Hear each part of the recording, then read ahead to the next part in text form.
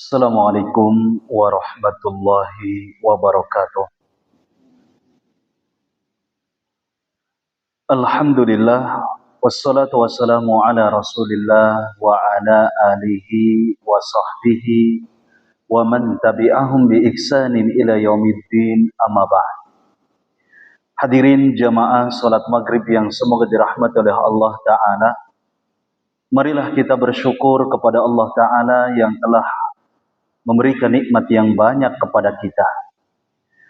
Di antaranya ada nikmat iman, sehingga dengan nikmat ini kita bisa melaksanakan ibadah dengan tenang, dengan nyaman, dibanding dengan sebagian saudara kita yang saat ini sedang ditimpa musibah. Hadirin a'azinallah wa iyyakum. Kemudian salawat serta salam semoga tetap terlimpahkan dan tercurahkan kepada Nabi Muhammad sallallahu alaihi wasallam, yang dengan sunnahnya kita dapat memahami agama ini dengan benar. Di pertemuan yang telah lalu, alhamdulillah, kita sudah membahas muqaddimah dari rukun Islam, yang mana insya Allah di pertemuan yang mulia ini kita akan membahas rukun Islam yang pertama. Apa itu? Dua kalimat syahadat. Dua kalimat syahadat ini adalah pondasi dari segala pondasi Islam, adalah pokok daripada rukun Islam, yang itu artinya setiap amalan yang tidak dikerjakan di atas dua kalimat syahadat, maka amalannya itu tidak diterima oleh Allah, hangus. Bahkan kalau seandainya ada seseorang yang hanya menerima satu syahadat saja, kemudian dia menolak syahadat yang lainnya, ya, maka itu pun tidak cukup. Misalkan saya mah cukup bersyahadat asyhadu an la ilaha illallah, saya hanya percaya kepada Allah tetapi tidak percaya dengan Muhammad. Atau sebaliknya, dia bersaksi bahwasanya asyhadu anna Muhammad Rasulullah tetapi tidak bersaksi akan tauhidnya Allah, maka itu pun tidak cukup, amalannya tidak diterima. Sebagaimana disebutkan dalam sebuah ayat, wa qadimna ila ma amilu min amalin faja'alnahu haba'an mansura. Dan kami akan mendatangkan apa yang mereka kerjakan dahulu, kemudian kami jadikan amalan-amalan tersebut bagaikan debu yang berterbangan. Hadirin azanallah wa iyyakum. Sehingga ya bisa kita katakan bahwasanya syarat diterimanya ibadah itu adalah dua kalimat syahadat ini. Nah, Ustadz, apa korelasi antara keabsahan amalan soleh, antara keabsahan ibadah dan ketaatan dengan dua kalimat syahadat? Barangkali ada sebagian kita yang masih menerka-nerka. Ini korelasinya apa ya? Antara sholat kita, sahnya sholat kita, sahnya puasa kita, sahnya haji kita, sahnya sedekah kita dengan apa? Dengan dua kalimat syahadat. Masa iya kita sholat rajin, kemudian sedekah rajin, hanya karena kita tidak membenarkan dua kalimat syahadat, kemudian tidak diterima ibadah kita? Hadirin azanallah wa iyyakum. Adapun korelasinya, ya, bahwasanya ibadah itu tidak akan diterima kecuali ya apabila terpenuhi syaratnya. Apa syaratnya? Pertama adalah ikhlas. Jadi ada dua syarat, Pak. Secara garis besar, ibadah itu diterima, amalan soleh itu diterima, ya, kalau misalkan terpenuhi dua syarat ini. Syarat yang pertama apa? Ikhlas. Apa itu ikhlas, Pak? Ya, kadangkala sebagian kita itu, ya, antara ikhlas dengan ridho itu sama. Saya ridho, saya ikhlas. Ini dua kalimat ini beda atau sama, Pak? Saya sudah ikhlas, saya sudah ridho. Ya, kalau ditimpa ujian misalkan, ini sama atau beda sebetulnya? Ya, ini beda, Pak. Ya, beda sekali. Ya, kalau ikhlas itu, kalau ridho nih, kita ridho dulu nih. Ridho itu adalah menerima akan ketetapan Allah. Ini ridho. Jadi kalau misalkan ada orang diuji, maka ada beberapa sikap yang harus kita ya lakukan. Selain sabar, maka kita pun harus ridho. Ya, bahkan tingkatan tertinggi seseorang menghadapi ujian adalah syukur, Pak. Ya, hebat nih.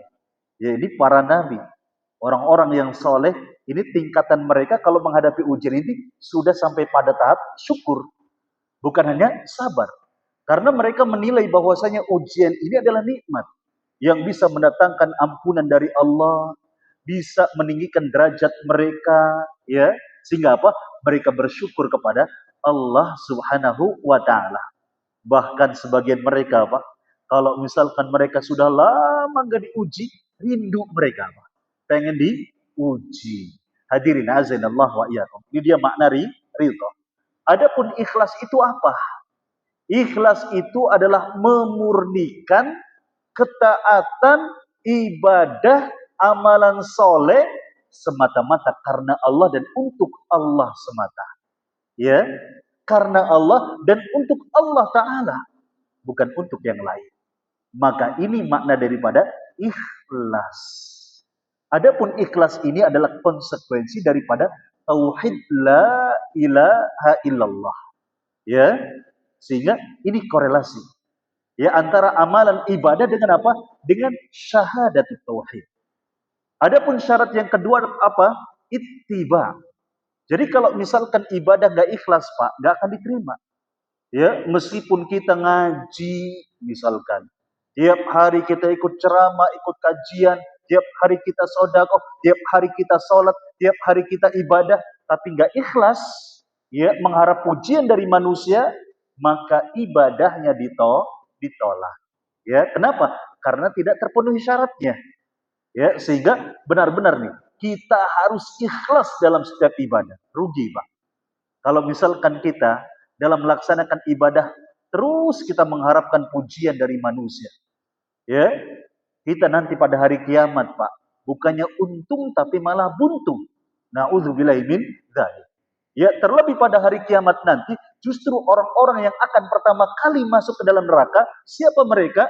Adalah orang-orang yang tidak ikhlas di dalam menjalankan ketaatan. Sehingga para ulama, ya, menganjurkan kepada kita agar terus tajdidun niyah, ya, terus memperbaharui niat. Ya, misalkan kita majelis ilmu di duduk, ya, awalnya kita nggak ikhlas. Niatnya apa? Yang lain. Yang lainnya ya hanya, ya, kita dan Allah yang tahu pastinya. Ya, orang lain mah taunya apa? Kita duduk di majelis ilmu, ya, dengan khusyuk mendengarkan apa yang disampaikan oleh pemateri. Tapi siapa tahu dalam hati kita niatnya apa nih? Ya, apakah mengharap pujian atau bagaimana? Nah, sehingga para ulama menganjurkan kepada kita, ya, agar apa? Tajdidun niyah, memperbaharui niat. Oh, tadi saya nggak ikhlas nih. Ya, maka segera perbaharui. Ya, niatnya karena Allah Ta'ala, bukan karena yang lain. Direvisi. Ya, sehingga apa? Tidak jadi mendapatkan dosa, malah kemudian mendapatkan pahala ketika kita memperbaharui niat kita. Sudah ikhlas, tapi kemudian tiba-tiba muncul ria, ya, maka terus perbaharui. Ya, agar apa? Ikhlas kembali. Hadirin azanallah wa iyyakum. Ini pentingnya tajdidun niyah. Baik. Adapun syarat yang kedua, ya, selain ikhlas adalah ittiba. Ya, apa itu ittiba? Mengikuti ibadah yang kita lakukan, salat kita, puasa kita, haji kita, ya, dan ibadah-ibadah yang lain harus memakai atau menggunakan syariat yang dibawa oleh Nabi Shallallahu Alaihi Wasallam. Ya, dengan kata lain, sesuai dengan tuntunan Nabi Shallallahu Alaihi Wasallam. Ya, sehingga kalau misalkan kita sudah ikhlas, tapi tata cara ibadah kita, ya, nggak ikut Nabi. Ya, misalkan sholat maghrib berapa, Bu? Berapa, Mbak? Sholat maghrib, Mbak? 3 rakaat. Mentang-mentang masih kuat, aduh, 3 rakaat kurang nih. Tambah 1 yang lain sudah salam, pojok masih berdiri. Nambah 1 rakaat. Kenapa? Ya, lumayan, masih kuat begitu ya. Ternyata 4 rakaat masih kuat lagi. Yang lain sudah pada sila siap-siap untuk majelis ilmu, masih sholat di pojokan. Kenapa? Masih kuat. Ya, ini benar nggak kira-kira, Pak? Ikhlas karena Allah Ta'ala. Tetapi tidak mengikuti tuntunan Nabi Shallallahu Alaihi Wasallam yang mencontohkan kepada kita sholat maghrib hanya 3 rakaat, tetapi dia malah nambah beberapa rakaat berikutnya, maka ibadahnya tidak diterima oleh Allah Ta'ala. Hadirin azanillah wa iyyakum. Ini hal yang harus kita pahami. Ya, termasuk misalkan ibadah kurban. Ya, tahun lalu saya dengar ada salah satu ya pejabat publik, wallahu a'lam, ya mungkin karena belum tahu ilmunya, ya husnudzon saya, ya dia belum tahu ilmunya, sehingga apa? Dia membiasakan diri kalau kurban itu sebelum Idul Adha, begitu, ya sebelum Idul Adha. Maka apakah ibadahnya diterima, Pak? Tidak diterima. Ya, ini dia. Misalkan haji, sa'i dulu baru tawaf. Sa'i, bolak-balik Safa Marwah, kemudian tawaf. Ini hajinya diterima tidak, Pak? Enggak diterima. Kenapa? Karena berseberangan, ya, menyelisihi tuntunan Nabi Shallallahu Alaihi Wasallam. Hadirin azanillah wa iyyakum. Ini dia secara garis besar 2 syarat diterimanya ibadah. Ini harus kita pegang erat-erat, Pak. Ya, harus kita pahami dengan benar. Sebab betapa banyak orang-orang yang ibadahnya tidak sesuai dengan tuntunan Nabi Shallallahu Alaihi Wasallam, sehingga apa? Mereka buat tata cara ibadah sendiri. Baik, maka dari sini kemudian kita dapat memahami bahwa ya ittiba ini adalah konsekuensi daripada syahadatul Rasul. Ya, syahadatul Rasul yaitu asyhadu anna Muhammadar Rasulullah. Baik, dari sini pula kita tahu bahwasanya inilah korelasi antara apa?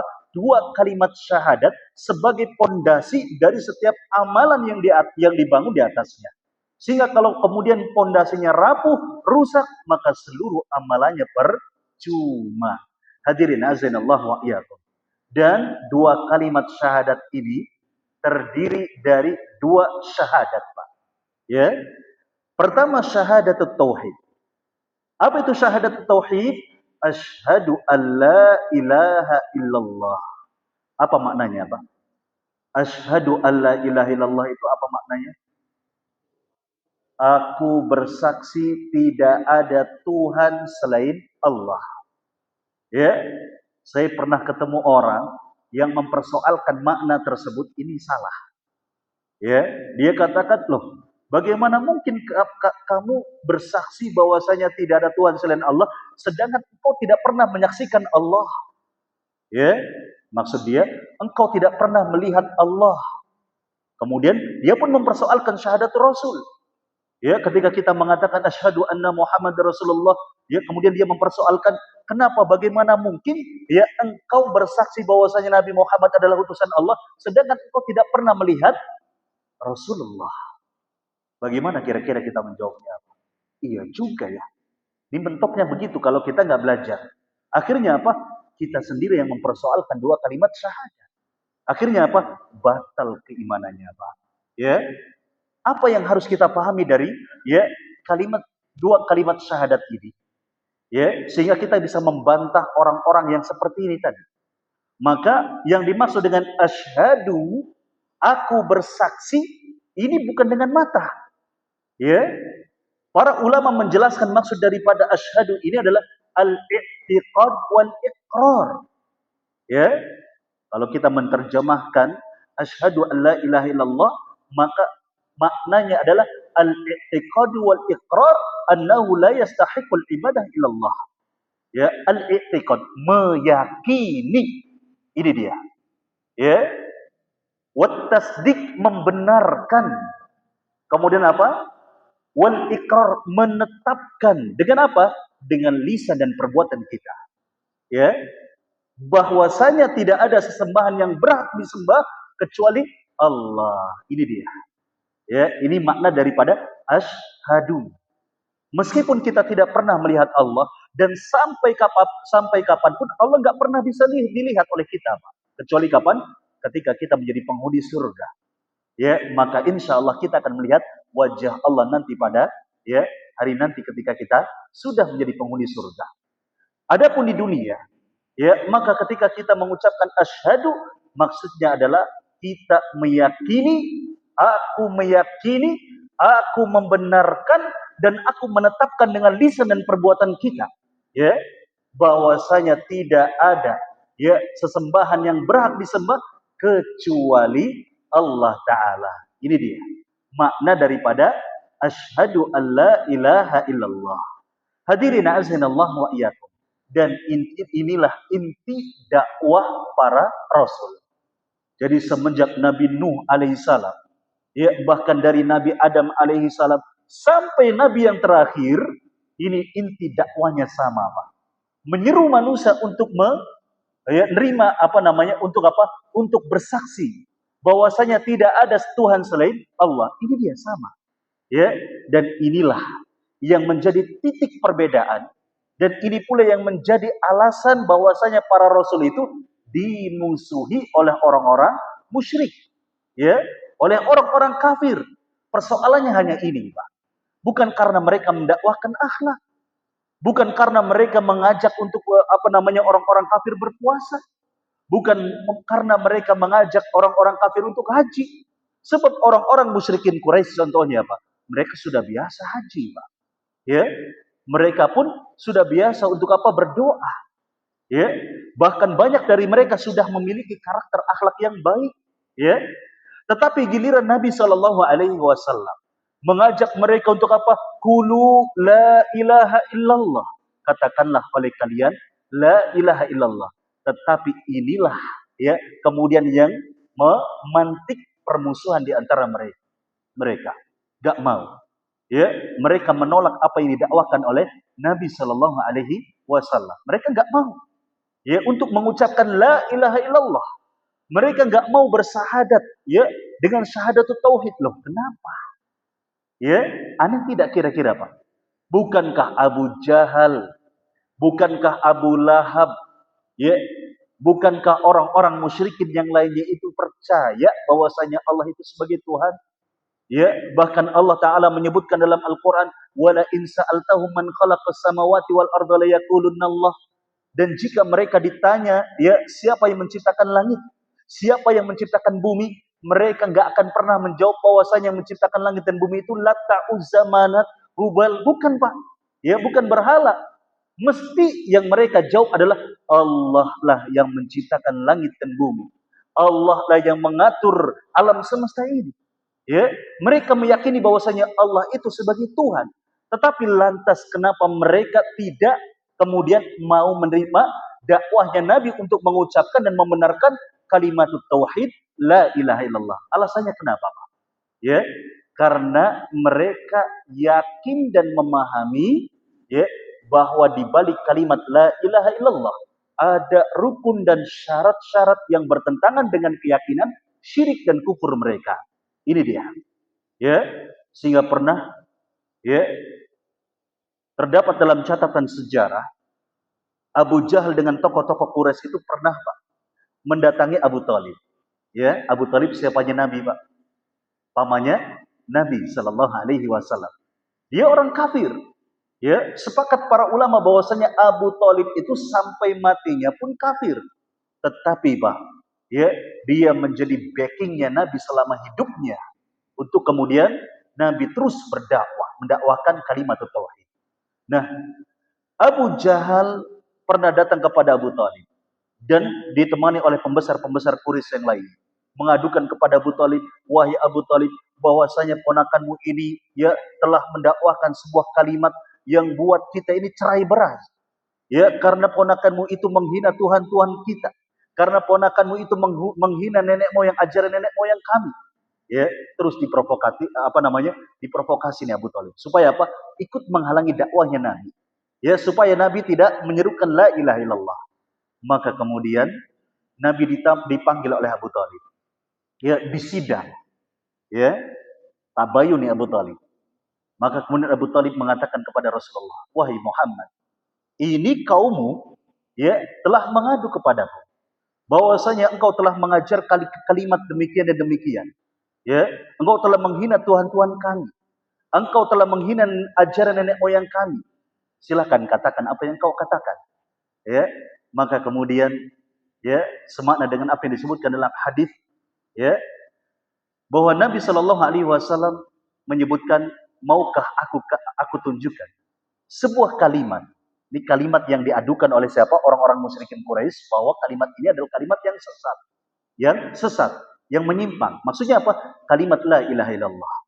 Kemudian Rasulullah menjelaskan, maukah aku tunjukkan kepada kalian sebuah kalimat yang andai kata kalian berpegang kepada kalimat ini, maka seluruh bangsa Arab, bahkan seluruh manusia akan memuliakan kalian. Ya, apa kata Abu Jahal? Penasaran nih Abu Jahal. Jadi kalau Abu Jahal ini ya diiming-imingi dengan dunia, Pak, senang dia. Nah, ketika kemudian kaitannya dengan apa? Dengan kehormatan, dengan kemuliaan, ini tertarik orang-orang kafir. Ya sudah Muhammad, jangankan satu kalimat, 10 kalimat pun saya mau kalau kaitannya dengan apa? Kalau kita dapat kemuliaan dari manusia. Maka kemudian Rasulullah mengatakan, ya, la ilaha illallah. Ya, tidak ada ya sesembahan yang berhak disembah kecuali Allah. Maka ketika Abu Jahal dan kawan-kawannya mendengar kalimat ini, dia langsung pergi sambil mengatakan, ya, apakah kita ini mau menyembah hanya Tuhan satu saja? Ya, sungguh ini perkara yang aneh, kata siapa? Abu Jahal. Ya, dianggapnya kalimat ini aneh. Kenapa? Karena berseberangan dengan keyakinan kufur mereka. Ya, apa kekufuran mereka? Menjadikan Tuhan-Tuhan selain Allah. Seperti siapa? Latta, Uzza, Mana, disembah oleh mereka. Hadirin azanallah wa iyyakum. Nah, kemudian ya kita kembali kepada pembahasan sebelumnya bahwa mereka faham dalam kalimat la ilaha illallah ini ada rukun dan syarat. Kira-kira baru dengar nggak Pak? Bahwa dalam kalimat la ilaha illallah ini ada rukun dan syarat yang harus kita pahami. Ya, tidak boleh tidak. Kalau misalkan seorang muslim tidak mengamalkan rukun dan syarat ini, maka syahadatnya batal, Pak. Ya, hati-hati ini. Maka ngeri nih ternyata, Pak. Kita ini nggak boleh jadi sembarang muslim. Ya, karena kita dapati banyak orang sekedar muslim, ya sembarang muslim. Masih melakukan kesyirikan, ya, di momen-momen tertentu buat sesaji, ya, kemudian apa? Meminta kepada penghuni kubur, ya, minta penglaris dagangannya, minta karirnya dibaguskan di perusahaannya, dan seterusnya dan seterusnya. Bolak-balik ke dukun minta jodoh. Ini Islam sembarang Islam, Muslim sembarang Muslim. Ya, kenapa? Karena tidak memahami rukun dan syarat kalimat tauhid, ya, dengan benar. Nah, oleh karenanya insya Allah kita akan mengupasnya di pertemuan kali ini insya Allah. Adapun rukun, ya, la ilaha illallah adalah terdapat pada kalimat la ilaha illallah itu sendiri, Pak. Ya, rukun yang pertama adalah an-nafyu, menolak. Ya, rukun yang pertama adalah an-nafyu, menolak. Apa yang ditolak? Ya, adalah segala Tuhan selain Allah. Ini dia. Ya, jadi kita harus menolak apapun Tuhannya, ya, apapun berhala atau sesuatu yang dijadikan Tuhan harus kita tolak. La ilaha. Ya, diambil dari la ilaha. Kemudian rukun yang kedua adalah al-itsbat, menetapkan hanya Allah saja. Ini dia. Ya. Nah, kalau kita pahami dua rukun ini, Pak, mana ada kita mau pergi ke dukun? Ya, mana ada kita mau pergi ke pohon tua, kemudian kita buat sesaji, taruh sesaji di bawah pohon itu. Ya, mana ada kita mau ke kubur, kemudian minta, wahai kuburan, ya, penghuni kubur, saya minta rizkinya dilancarkan. Ya, mana ada mau. Ya, karena kita tahu bahwasanya doa ini ibadah. Ya, dan tidak diperkenankan kecuali hanya untuk Allah. Ya, tidak boleh. Hadirin azanallah wa iyyakum. Ini dia. Dua rukun yang harus kita pahami. Nah, adapun kemudian syarat-syaratnya, ya, syarat-syaratnya ini ada beberapa syarat.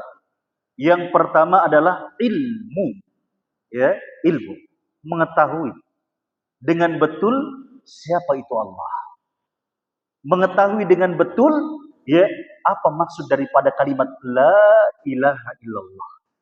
Ya, kalau ternyata ada seorang muslim tapi bodoh terhadap Allah, dia nggak kenal Allah, dia tidak paham apa itu la ilaha illallah, maka ya keislamannya ini ya diragukan. Dengan kata lain, ya belum dikatakan sebagai seorang muslim.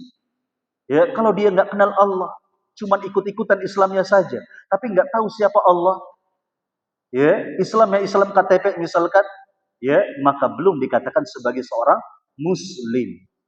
Adapun syarat yang kedua adalah al-yakin, ya dengan kalimat la ilaha illallah. Dengan kata lain kita pun harus yakin tentang keberadaan Allah sebagai Tuhan kita. Gak boleh ragu, Pak. Kalau cuma 1% bagaimana Ustaz? Ya, ragunya 1% aja. Kalau kadang-kala kita ini minta kepada Allah, gak langsung dikasih, minta mobil, gak dikasih mobilnya. Ya, gimana kira-kira? 99% ini kita yakin kepada Allah, kurang 1%. Ya, maka ya ini batal keimanannya, Pak. Allah ini ada enggak ya? Kalau ada, kenapa saya minta jodoh kok gak dikasih-kasih? Ya, kenapa saya minta supaya ya naik jabatan kok gak dikasih-kasih? Ragu akhirnya. Ya, maka batal keimanannya. Nah, kemudian syarat berikutnya adalah apa? Al-qabul, menerima. Ya, harus menerima kalimat la ilaha illallah sepenuhnya. Ya, tidak boleh kemudian kita menolak. Ya, sebab kalau kita menolak kalimat la ilaha illallah, maka ya keislamannya batal. Kemudian syarat yang keempat apa? Al-inqiyad, taat, patuh, Pak. Jadi kalau misalkan ada seorang muslim, dia mengucapkan 2 kalimat syahadat, tapi nggak mau patuh kepada Allah, ya, apapun yang Allah perintahkan, apapun yang Rasulullah perintahkan, dia nggak mau taat. Dia nggak sholat, dia nggak puasa, dia nggak zakat, dia punya harta, tapi nggak mau haji. Ya kalau seorang wanita dia pun nggak pakai jilbab misalkan, nggak sholat juga, dia seluruh perintah dari Allah dan Rasulnya nggak mau dilakukan. Dia tapi mengucapkan 2 kalimat syahadat. Apakah dia layak menjadi seorang muslim? Tidak. Ya, al-inqiyad patuh, harus patuh kepada Allah. Baik. Adapun syarat yang kelima adalah asidq, jujur. Ya. Jadi kalau dia mengucapkan kalimat la ilaha illallah, harus jujur juga hatinya. Jangan sampai lisannya mengucapkan la ilaha illallah, tapi hatinya lain dengan mulutnya. Ini seperti orang munafik. Di zaman Nabi, mereka mengaku sebagai seorang muslim. Ya, tetapi hatinya lain dengan lisannya. Oleh karenanya Allah menyebutkan dalam ya Al-Qur'an, wa minan nasi man yaqulu amana billahi wa bil yaumil akhir wa ma hum bimumin. Ya, dan ada di antara manusia yang mengucapkan kami beriman kepada Allah, la ilaha illallah, Muhammad Rasulullah, ya, tetapi kata Allah, wa ma hum bimumin. Mereka enggak beriman kata Allah. Loh, kenapa? Karena hatinya tidak sesuai dengan lisannya. Hadirin azanallah wa iyyakum, dia enggak percaya dengan Allah. Dia menolak Allah. Nah, kemudian syarat yang keenam apa? Ikhlas. Ya, memurnikan ketaatan kepada Allah. Ikhlas dalam setiap ibadah. Ya, tidak boleh kita melakukan kesyirikan di samping kita menerima Allah, tapi kita menyekutukan Allah, maka tidak dianggap seorang muslim. Hadirin azanallah wa iyyakum. Adapun syarat yang ketujuh adalah al-mahabbah, cinta kepada Allah. Gak boleh kita seorang muslim benci kepada Allah. Hanya karena misalkan kita diuji oleh Allah, kemudian kita benci kepada Allah, maka batal keimanan kita, Pak. Batal syahadat kita. Ya, hadirin azanallah wa iyyakum. Ini dia syarat la ilaha illallah. Dan karena inilah orang-orang musyrikin Quraisy ya kemudian menentang Nabi, ya menghinakan Nabi, ya memusuhi Nabi sallallahu alaihi wasallam. Dan ketika kita berpegang pada kalimat la ilaha illallah, Pak, siap juga harus dimusuhi. Kalau kita benar-benar apa? Ya, berpegang pada konsekuensi kalimat la ilaha illallah. Ya, berpegang erat kepada rukun dan syarat-syaratnya. Sebagaimana ya Nabi dimusuhi oleh orang-orang musyrikin Quraisy. Orang-orang musyrikin Quraisy itu, Pak, luar biasa. Ya, penindasan kepada Nabi dan kaum muslim ini luar biasa mereka. Nabi ya bukan hanya ingin dibunuh, tetapi Nabi juga berusaha dihinakan oleh mereka. Di antaranya siapa? Abu Jahal. Pernah suatu ketika Abu Jahal ini Pak, ya melakukan sayembara. Ya, siapa yang berani ya meletakkan kotoran unta di punggungnya Muhammad ketika dia sholat di Masjidil Haram? Maka ada ya seorang musyrikin Quraisy yang ngacung gitu, yang memberanikan diri. Saya katanya. Akhirnya apa? Dia ambil kotoran unta itu benar diletakkan di punggungnya Nabi. Ya, sampai kemudian ketika Nabi sholat sujud, Nabi nggak langsung bangkit. Kenapa? Karena punggung, ya, lehernya itu dipenuhi apa? Kotoran unta. Bayangkan, ya. Maka Nabi nggak langsung bangkit, nunggu Fatimah datang, kemudian Fatimah ambil kotoran, ya, perlahan-lahan sampai kemudian habis bersih baru Nabi bangkit. Ya, ini apa? Ujian yang didapati oleh Nabi Shallallahu Alaihi Wasallam. Ya demikian pula siapa? Para sahabat Nabi. Ketika mereka menerima dakwah la ilaha illallah, mereka pun diuji dengan ujian yang sangat dahsyat. Ya, di antaranya siapa? Keluarga Ammar bin Yasir. Ya, Ammar bin Yasir ini satu keluarga dibantai, Pak. Oleh siapa? Orang-orang musyrikin Quraisy. Ya, Ammar sebagai anaknya menyaksikan sendiri betapa ibunya bernama Sumayyah itu ditombak kemaluannya oleh siapa? Abu Jahal sampai matinya. Ya, ini dia. Ujian mereka. Ya, ketika berpegang kepada kalimat la ilaha illallah, dia melakukan konsekuensinya, siap-siap untuk apa? Dimusuhi dan mendapatkan ujian sebagaimana ujian yang diterima oleh Nabi Shallallahu Alaihi Wasallam. Hadirin azanillah wa iyyakum. Ini dia syahadatut tauhid. Adapun syahadat Rasul, ya, maka syahadat Rasul ini adalah asyhadu anna Muhammad Rasulullah. Maknanya apa?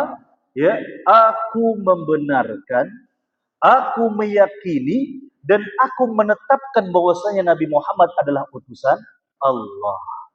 Dan rukun syahadat Rasul ini harus meyakini bahwasanya Nabi Muhammad adalah seorang Rasul dan seorang hamba. Ini dia, Pak.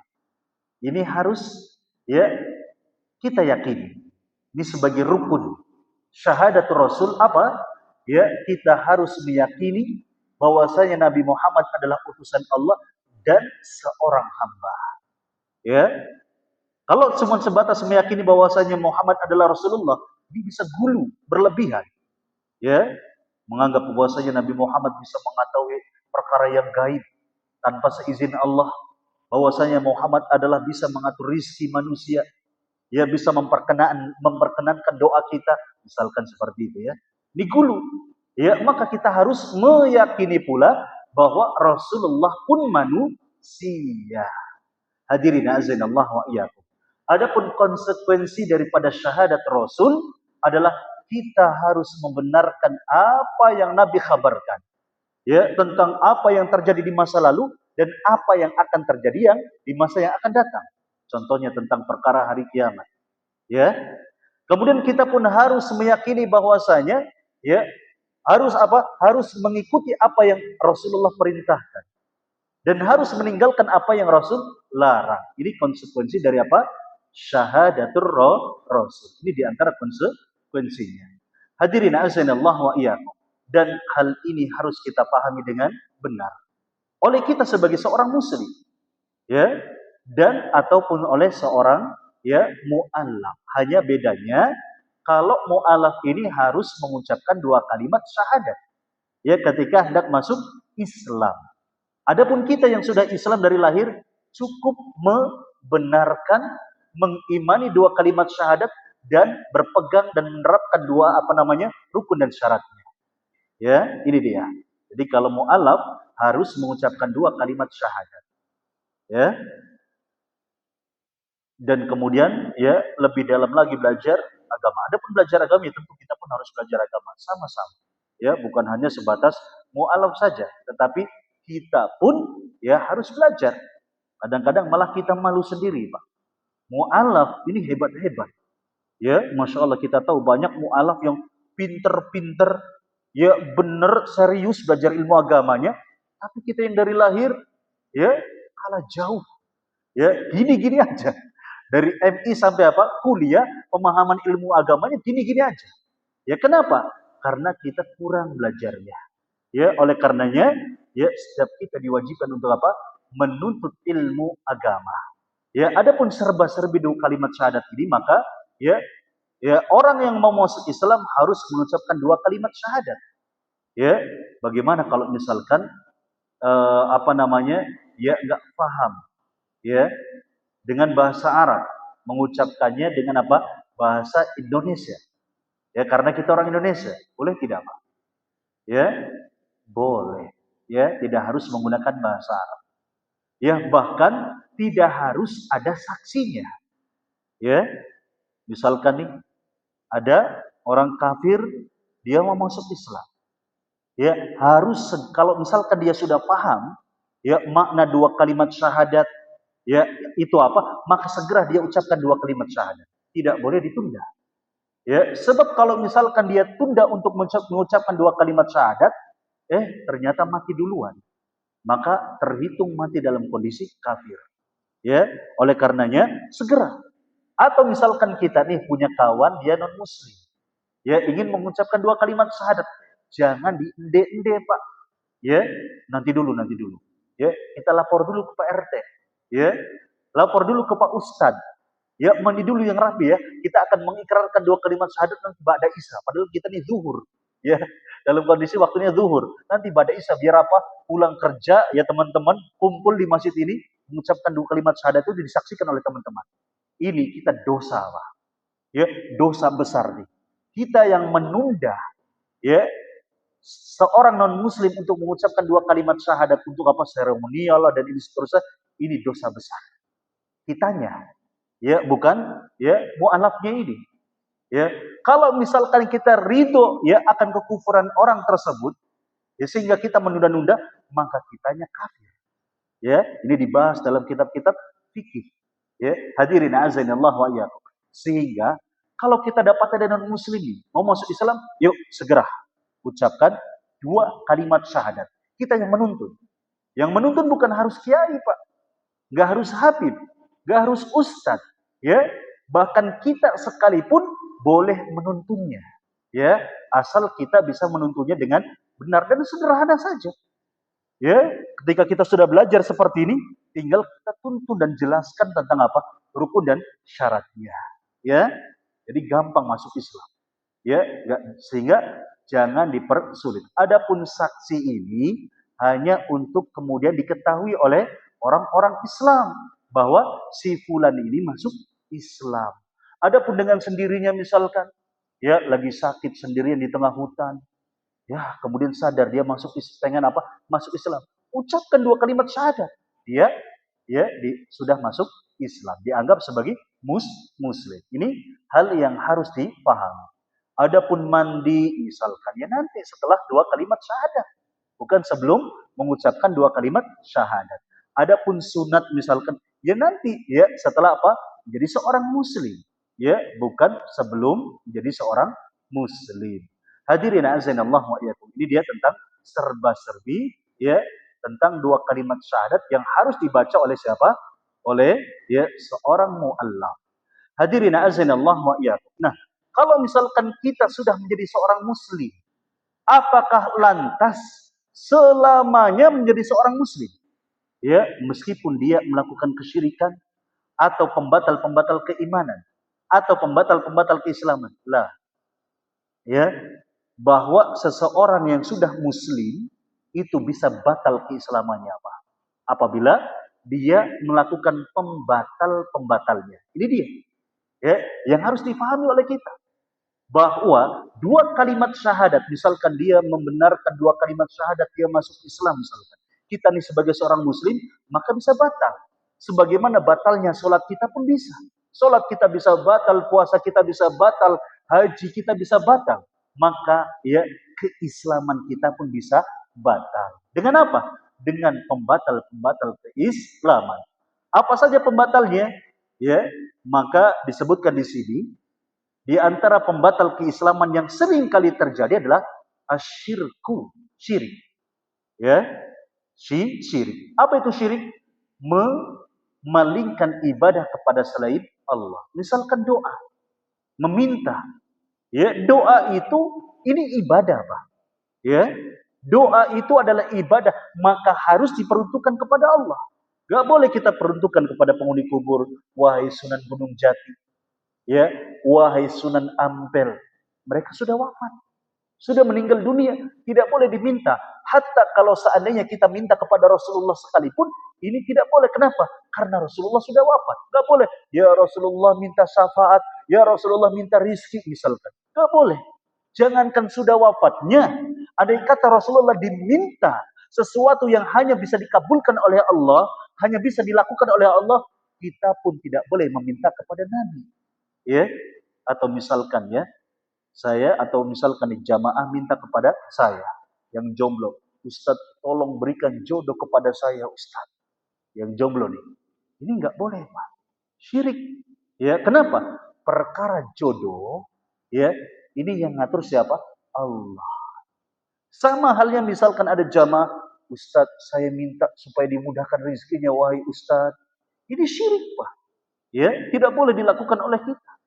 Ya, tapi kalau misalkan Ustadz minta duit, ya, boleh nggak, Pak? Boleh. Ya, kenapa? Karena saya mampu, insya Allah bisa memberikan uang. Tapi kalau berbicara rizki, pengaturan rizki, ya, besok akan mendapatkan rizki sekian, lusa akan mendapatkan rizki sekian, ya, ini bukan saya yang memperkenankan. Siapa? Allah Ta'ala.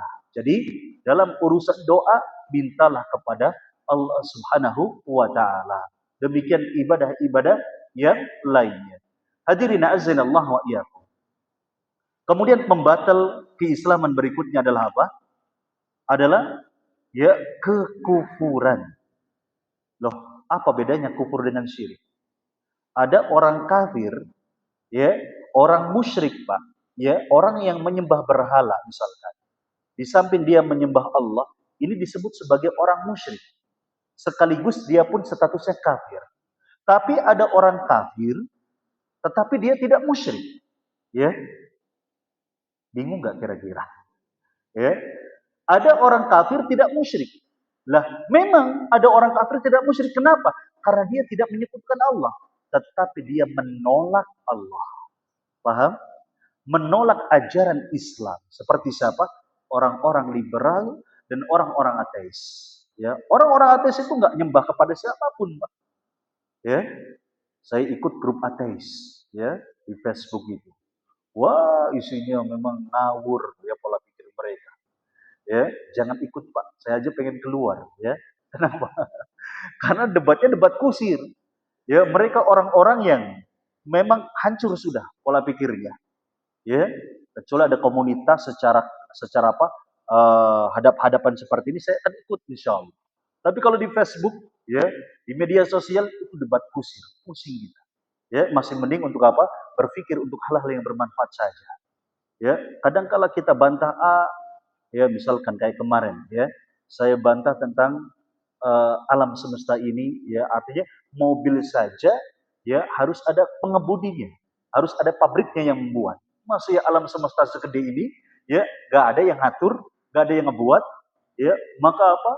Langsung dia katakan goblok, mohon maaf ya, tolol, apa namanya, EQ jongkok, langsung dimaki-maki. Astagfirullahaladzim.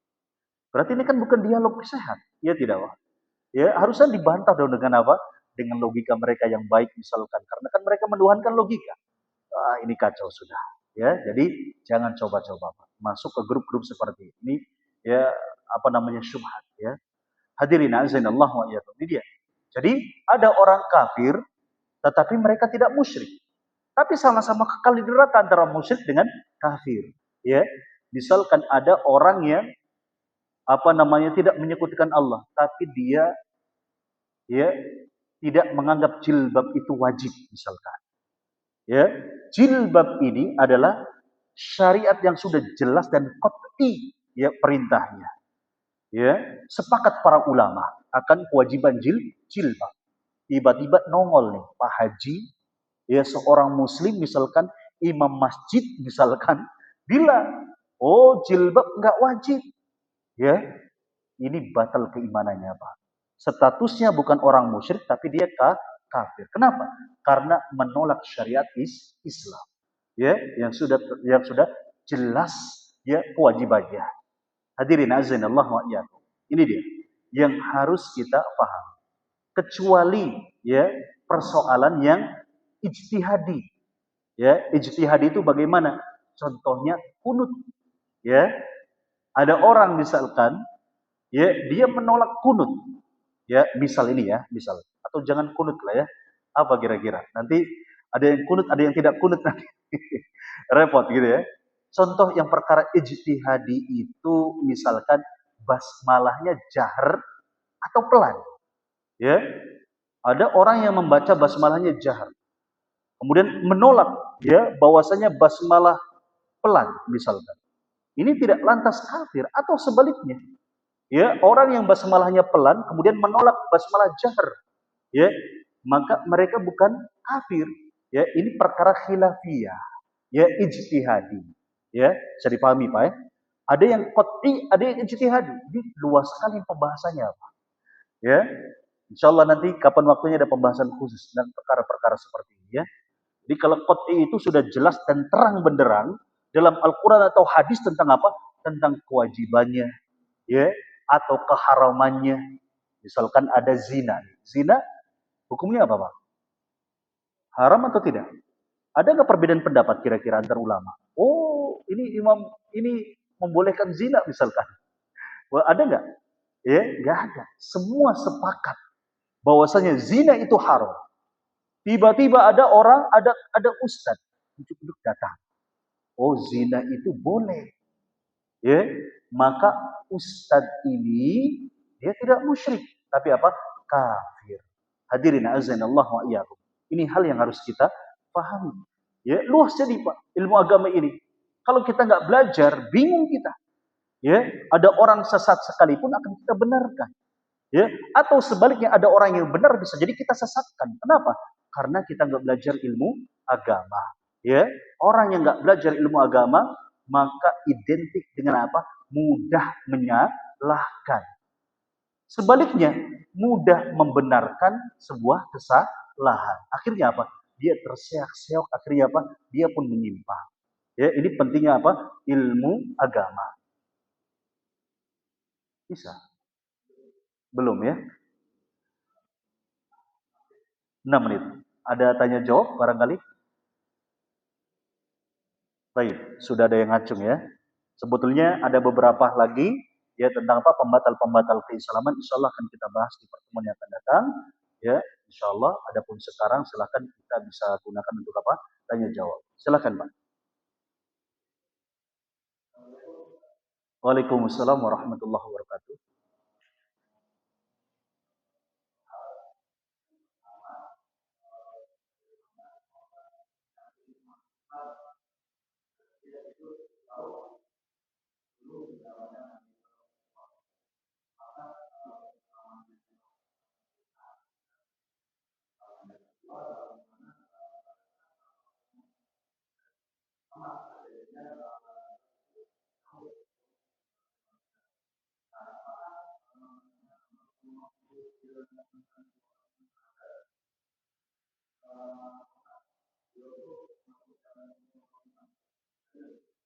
Baik, barakallahu fiik. Ini pertanyaan yang bagus ya. Bagaimana kalau misalkan ada seseorang yang dia ini hidup jauh di masa kenabian, ya, sebelum Rasulullah itu diutus sebagai nabi, ya, sebelum Rasulullah itu diutus sebagai seorang rasul. Ya, dia ini pengen masuk Islam. Ya, bagaimana caranya? Maka dia harus mengucapkan 2 kalimat syahadat, tapi tidak apa? Bukan yang diucap adalah Muhammadur Rasulullah. Ya, tetapi apa? Wa anna Isa Rasulullah. Ya, karena sebelum siapa? Rasulullah itu siapa, Pak? Nabi Isa. Ya, begitu ya.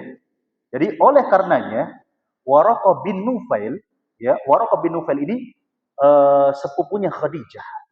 Ya, sepupunya Khadijah. Nah, ketika Rasulullah Shallallahu Alaihi Wasallam itu baru saja diangkat sebagai seorang nabi, belum diangkat sebagai seorang rasul. Nah, Waraqah ini sudah masuk seorang muslim. Kenapa?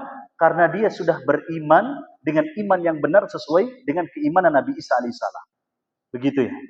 Sehingga ketika dia wafat, Rasulullah belum diangkat menjadi seorang rasul, dia tercatat sebagai seorang muslim. Bisa dipahami kira-kira? Ya. Asal selama dia menjadi seorang muslim, ya, itu benar keislamannya. Dia tidak melakukan kesyirikan, begitu ya. Dia tetap benar lurus keimanannya, ya, dia berpegang kepada syariatnya Nabi Isa alaihissalam, maka dia tercatat sebagai seorang muslim. Ya, lagi pula status muslim itu bukan hanya diperuntukkan kepada umatnya Rasulullah saja, tetapi juga umatnya Nabi Isa sebelum diangkatnya Rasulullah sebagai seorang rasul, ya, umatnya nabi-nabi sebelumnya, misalkan, ya. Nah, ini dia. Jadi dia teranggap sebagai seorang muslimah. Ya, bisa dipahami kira-kira Pak? Penanya terutama, bisa ya? Baik. Pertanyaan yang lain?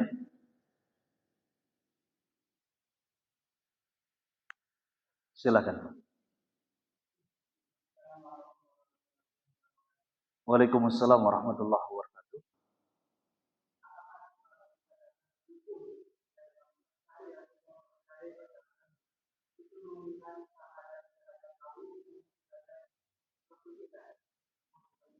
Baik. Kata Nabi Shallallahu Alaihi Wasallam, "Man ata kahinan au arrafan, faqad kafara bima unzila ala Muhammad." Barang siapa yang datang kepada dukun, ya, maka sungguh dia telah kufur terhadap apa yang diturunkan kepada Rasulullah.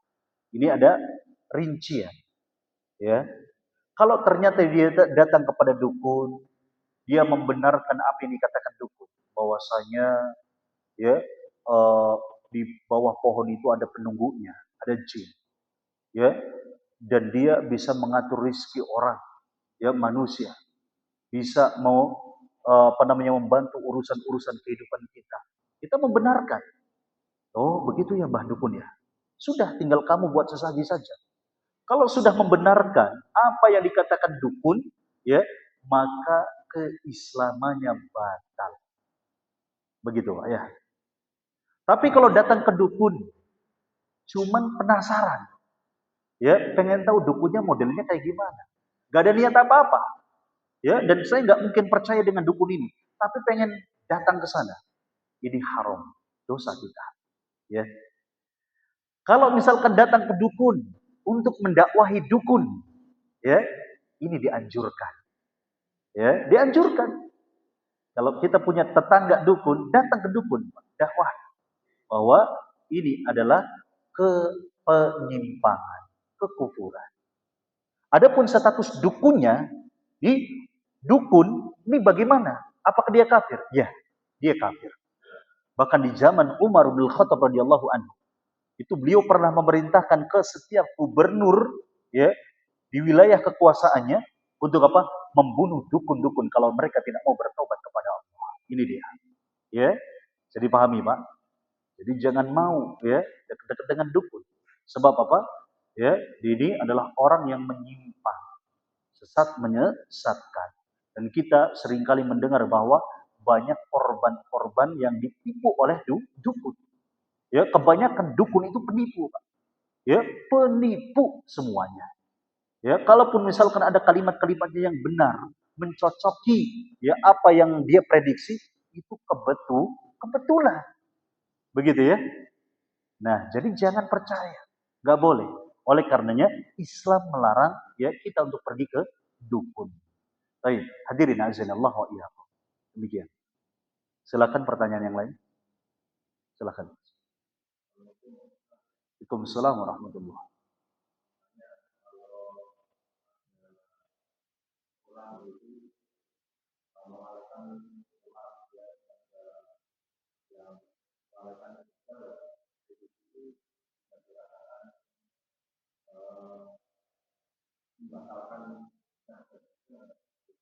Baik. Orang yang nggak sholat, maka ulama berbeda pendapat. Kalau misalkan dia nggak sholat karena meyakini sholat itu nggak wajib, dia batal keimanannya. Ya, sepakat para ulama. Dia nggak sholat karena tidak meyakini itu wajib. Sholat itu wajib, nggak yakin. Ya, maka batal keimanannya. Sepakat ulama. Tapi kalau dia nggak sholat, ya, tapi dalam hatinya yakin sholat itu wajib, tapi malas. Gitu, meninggalkan sholat karena malas, bukan karena nggak yakin. Ya, maksudnya bukan karena menolak hukum wajibnya, bukan. Ya, tapi karena malas. Ya, ini bagaimana ulama berbeda pendapat. Ya, sebagian ulama itu berpendapat bahwa orang ini batal keimanannya, ya kafir. Ya, adapun sebagian ulama yang lain berpendapat bahwa ini fasik. Ya, dia masih muslim tapi fasik. Ya, pelaku maksiat dia. Ya, ini dia. Mana pendapat yang kuat? Maka pendapat yang kuat, saya pribadi mengambil pendapat bukan kafir tapi fasik. Ya, begitu. Artinya dia masih muslim tapi fasik. Hadirin azan Allah wa iyyakum. Ya, ini pun tidak boleh kita remehkan. Ya, sebab salat itu adalah imaduddin, ya, tiangnya agama. Ya, kalau misalkan kita nggak salat, wah, bisa berimbas kepada amalan-amalan yang lainnya. Ya, bisa berdampak kepada perilaku kita, perbuatan kita. Sebab apa? Innas salata tanhanil fakhsyi wal munkar. Salat itu mencegah perbuatan keji dan munkar. Begitu, Pak, ya. Baik. Adapun misalkan jenengan mau ngambil pendapat kafir, ya monggo, ini khilafiyah. Ya, harus saling legowo kalau masalah dia perbedaan pendapat yang sifatnya apa namanya? eh apa namanya? Saling kuat dalilnya begitu ya. Baik, pertanyaan yang lain? Cukup? Ibu-ibu? Oh, silakan, Mas. Waalaikumsalam warahmatullahi wabarakatuh.